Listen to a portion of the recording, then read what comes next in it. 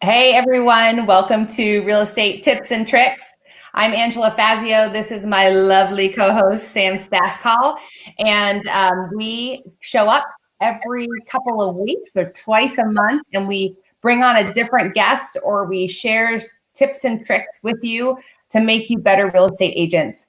We talk a lot about center of influence because the National Association of Realtors, if I can say association, right? National Association of Realtors has a study that they put out every single year.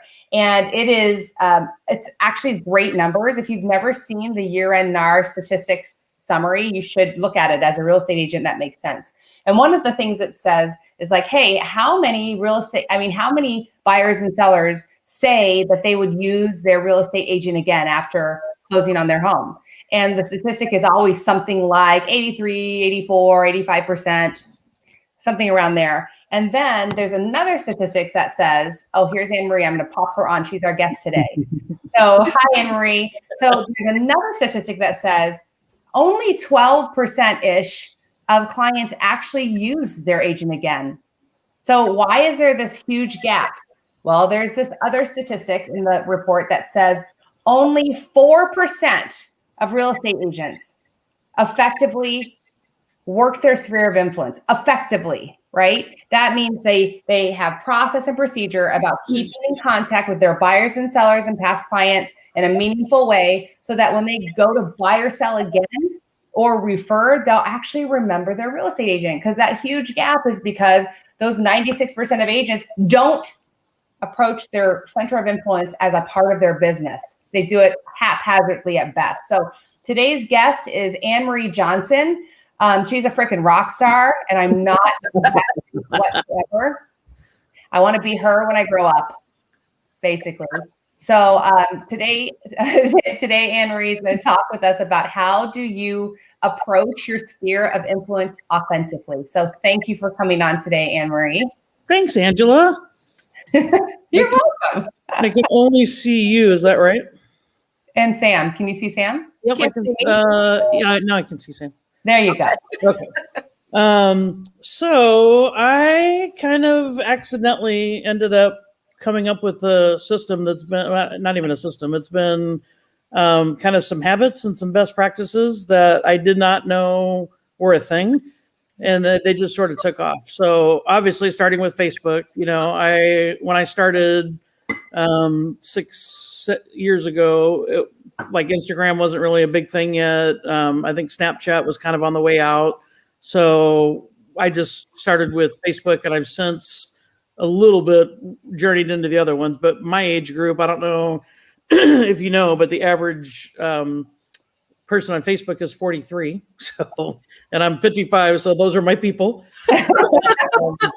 And even though they say that may mean for the average to be 53, that means there's plenty of, 20 and 30-year-olds on there. So yeah. What I did was I just sort of talked on Facebook like I normally would. Like every time I close, I take a picture and do a shout out, and I try to tag their friends and say, I'm super happy. And when I very first started, the home and 5 loans were really popular, like the no money down. Mm-hmm. And I ended up, I think like most agents, just with a lot of first time buyers.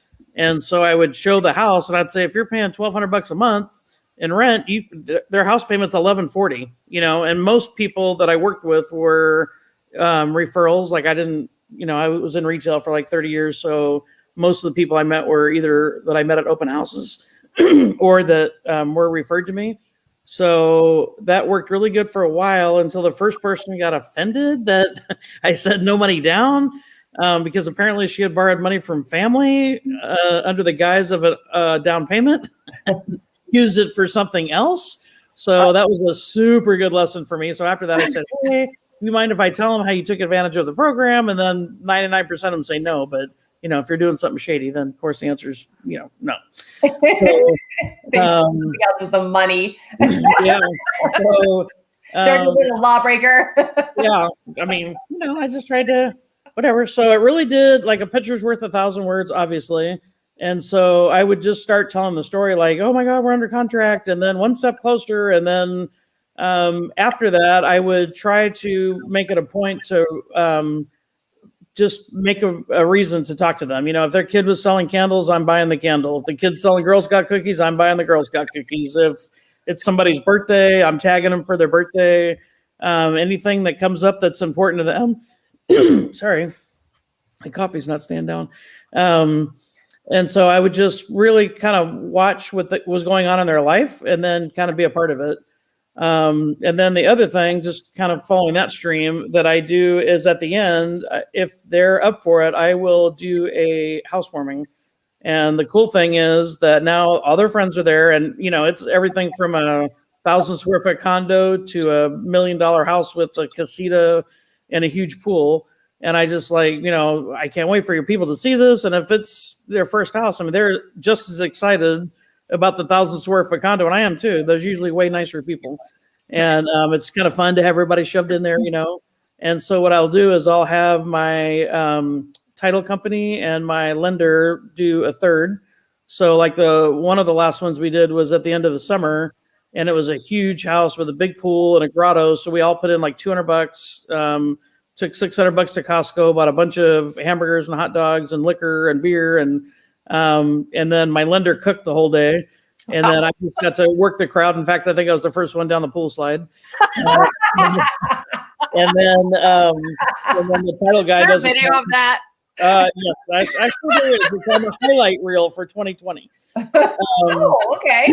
And since it was outside, and he's actually a Gilbert firefighter, and his wife's a nurse, and so you know it was during the social distance thing, but it was a pool thing, and everybody was out, so it was huge, and it was just so cool because right in the middle of the party, kind of spontaneously, the host said, "Hey, you know, before we get any further, I just want to thank Annmarie, and if you guys are looking for an amazing realtor," and we got to be pretty good friends during the transaction. I got to be really good friends with his wife, and their kids are adorable. And so out of that, since then, we've gotten 4 purchases, and one was a buy and a sell. So 5 transactions since that was Labor Day weekend. So since September. And again, like-minded people, they were all like super nice. And then as they were going through their process, I would tag the people who I had at the housewarming party, just like, oh my God, like good people know good people. And that it really is authentic. I mean, it sounds cheesy, but it really is authentic. Yeah. I will tell you, Annmarie, when Chuck and I were selling a bunch of real estate, there wasn't Facebook. That'll tell you how long ago it was. But we used housewarming parties. And another thing that we did that was super effective, and Jennifer, I see your question. We'll get to it. So one thing that was super effective is I used to get a list from the buyers, or before the housewarming party, and say, hey, because we take a picture of them in front of their house, right? So we would get a list and we would send out all the invitations. So now we have instant information. So they'd give us all like the address, the phone numbers, the email addresses, and we'd send the invitation out. And then afterwards we would follow up and say, it was nice to meet you. Thanks for showing up, or whatever. So that was another way to gather information for the housewarming parties. That was fantastic. And of course, Chuck cooked the food. Surprise, surprise. So the fact that your lender was cooking all day makes such a good impression about how much you care about the people. And that's the whole point of working your database, is just to build relationship, right? Yeah. And another thing that I think is brilliant about what you do with the Facebook is when you show your client's process along the way, people who are watching who maybe are afraid to take that step to go and purchase a home or pursue purchasing a home, you've made that seem fun and approachable by highlighting the steps along the way down the transaction. So that's brilliant. Thanks, Angela. Brilliant. You're welcome. I don't know if you've ever called me brilliant before. There's been a couple other names, but I don't think brilliant was. Yes, ma'am. So on that same lines, one of the other things that is super fun, like this last one, we did one like 3 weeks ago, was a friend of mine. She's been a good friend of mine for a long time.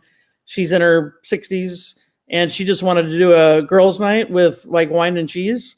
And she just bought a gorgeous house. Her adult daughter and grandkids are living with her. Like we're seeing like crazy. Mm-hmm. And so we went and bought like super good wine. One of the guys that works for me, one of my buyer's agents, is a expert on wine and knows everything about everything. So he picked out the wine and stuff. And again, the lender paid for a third and the title rep paid for a third. And so I just went over, and I would say she had 11 ladies. I think 6 of them I knew, and the other ones I didn't. And it was just, it was kind of unique because it was just really small, and it wasn't, we didn't have music blaring and stuff like that, but it was that all they talked about was the houses that they're in, the houses that they want, like how it is to live with your grandkids, because I think 3 of them were in the same boat.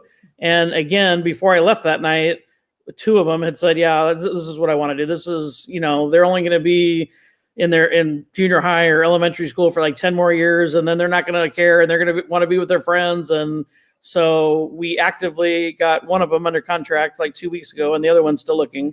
And it's just, and I mean, it sounds contrived, but it really is authentic, because I would have gone anyway. And then the other really important thing is I do a lot, and this lady's included, of work with a church group that I'm part of.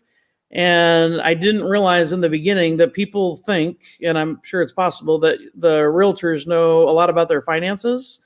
And so in the beginning, I was finding out that people wanted to use me, but they were afraid that I would find out they're, a deadbeat dad or behind in child support, or they had filed bankruptcy, or they're not tithing or whatever. And I don't think I would have normally found that out during the process. But once I heard that from a few people, I make it a point, especially when somebody's recommending me, I say, just so you know, like, all I have to do is real estate. Like, I barely can keep that straight. Like, I don't want to know what the lenders are up to. I have no idea how title works. And now I can tell them I've worked, I think Ryan added it up the other day. I think we've done over 60 transactions with this specific group. And I'll tell them, like, you see the pictures on Facebook, that we do like a housewarming or we do something. But what you won't ever hear is anything about their finances, because I don't know. And I do specifically tell the lender, like, you're like a priest. Like, nothing should to me about their finances. The only time you need to call me is if they're not answering you fast enough, or something's going to keep the loan from going through because you're waiting on paperwork or something. And it's so funny because I say that now every time. The first time I meet with them, I go, just so you know, and most people are going to go, I don't have anything to hide, but just so you know, I have nothing to do with your finances. I don't know anything about anything, and I'll only call you if you're not getting stuff in fast enough. And every single person goes, oh, no, I don't have anything to hide. I'm like, okay, well, it came from somewhere. So, and especially with church people, because they are just thinking like, oh, they're going to find out I don't tithe or whatever. And they all know each other. So yeah, that was probably the most important thing I learned. Just putting that little disclaimer out there. It just puts everybody at ease. And then, they'll say, well, how were you able to get, Kelsey a house? Like, she's a teacher. Like, she got divorced last year. The husband got it all. And I'm like, yeah, she worked it out with a lender. Like, I don't know how she did it, but she has a beautiful house, And of course I know how she did it, but they'll never hear it from me. That's right. So, exactly. that was such an important lesson for me. And I wish that was in training somewhere, because especially when you're working with family, like when you see your sister's tax records, or, I know what my brother had to do to get qualified or something, they think you're going to tell the rest of the family. And that's why, you hear people say, I can't believe my sister-in-law didn't use me. It's like, that's probably why, because they're afraid other people are going to find out about it. So, well, if you put that kind of and we're going to have a whole tips and tricks about objection handling. And the best way, in short, to handle objection, if you can, is to answer it before it even comes out of their mouth or pops into their head. And by you putting that out there when you're building relationships with people, it actually not only does it overcome an objection that could be lingering in their head, but it also builds the part of the relationship that's probably the most important, and that's the trust factor. Exactly. The trust factor. And that's another thing to keep in mind when you're formulating how you work your center of influence. You have to decide, what am I doing intentionally to build relationship? What am I doing intentionally to build trust? And whether or not they like me is their right? They like you, great, Exactly. And I think, was there a question? Yeah, there's a question. So Jennifer, she is in, she's in New Jersey, I think. I might have that wrong. Or Pennsylvania. No, she's in Pennsylvania, I think. She's in Pennsylvania, which is just as shitty. Because it's freaking cold right now. She wants to know if you utilize Facebook Live. I do not, and I should. I mean, I've gone to all the trainings. I remember when what was it called that came out, like Kaboob or something, that everybody signed up for. Is like $1,000 a year or something. I just haven't gotten into the video. The only video I do now is, a lot of times I do a lot of open houses, and a lot of times at the very beginning I'll just tell them where I'm at and show them, like, I do like 1,000,000 signs with the happy face balloons and stuff. So I'll do like a little snippet of that, but I don't, but I think it's very effective, and I probably should. Okay, awesome. One of the things that I'll offer to anyone who's listening, if you want, if you're like, I don't even know where to start with working my center of influence, I have a training I can send you for free. Just reach out to me. The other thing is if you want to know anything more about Annmarie, she's worth getting to know, you can reach out to her directly. She's friendly enough. So tell me, Sam, what do you use for keeping in touch with your center of influence authentically? I've started sending cards to people. And then I do a lot of Facebook Lives, and that, like, even on my personal page, I'll do it. Like, I did a Facebook Live one day of me walking. I was trying to get 10,000 steps in. So I was interacting with people locally and abroad on my Facebook page, just chatting to them while I was walking. And they loved it, and it was very entertaining that I could keep walking even though it was freezing, because I was talking to somebody, it was nice. So I think I do a lot of Facebook Live and just stuff through Facebook. Smart. Yeah, I'm trying to get better at the other platforms. My go-to has always been Facebook, I guess. And I'm below the average age. Hey. I'm 42. I'm close. Ooh, close. Practically a millennium. Yeah, I'm riding that line there. But yeah, that's what I've been doing. Wonderful. Okay, so thank you, Annmarie, for your time today. I know you're heading up north today to a cabin. I just want to throw in one more thing really quick. Please do. When the house sells, what I do is I put in my calendar, like the week before it's going to be a year. So like, the first week in February next year. And I just put it in my calendar. I mean, there's a million follow-up things, but for me, it's just easier. And so I call them, I go, oh my God, can you believe it's going to be a year next year? And especially if it's a new build, which I'll put in like parentheses, because that's when they got to, turn in all their stuff for their warranty for the 1 year walkthrough. And I mean, I'll put it on Facebook, like, man, can you believe it's been almost a year? So it kind of gets it out there again. And then everybody goes, oh my God, like that went so fast, and it starts a whole other conversation. And then they know that I know. They're like, oh my God, you sold so many houses, and you remember that my 1 year anniversary is coming up? I'm like, oh yeah, it's like magic. So, the magic of a system. Yeah. And then just the very last thing I had was just be yourself. A lot of times, especially when we pick marketing, it's like, I don't want something going out. People get it and they're like, you don't talk like that, So, if I know them, I mean, I'm showing up in flippies and shorts and a hoodie. And I mean, I'm literally going up to show houses in the mountains today. And, I dress and I talk like I know them. So just be yourself. And then because you're who they want to work with. And they don't, if I showed up in heels and like a pencil skirt tomorrow, they'd freak out. I want to see it if you ever do that. Yeah. They're like, this is not who we signed up for. It's like, you know what? My check's cashed just fine, and I'm comfortable while I'm doing it. So just be yourself. Yeah, I agree. I mean, I talked with a lady, Timber, just a couple days ago, and she had written me a handwritten thank you note after a meeting or something, which always impresses me. And I wish sometimes I wish I would have that in me. I don't. So I don't even pretend to have handwritten notes in me. I can't write fast enough. And if you handwrite something, you're supposed to be nice, and I'm kind of blunt. So, you don't want to do something that isn't authentic, because you want to attract the people who aren't going to be shocked, because the real you will show up to show them houses, right?